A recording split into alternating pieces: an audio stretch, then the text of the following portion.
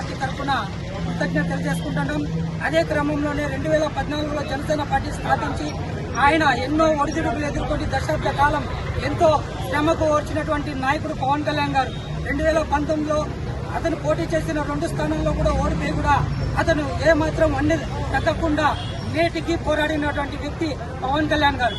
ఈ రోజు జనసేన పార్టీకి శాశ్వత గుర్తుగా రాజుగ్లాస్ని కేటాయించడం కేంద్ర ప్రభుత్వానికి, కేంద్ర ఎన్నికల సంఘానికి మేము కదిరి జనసేన పార్టీ తరఫున కృతజ్ఞత తెలియజేసుకుంటున్నాం.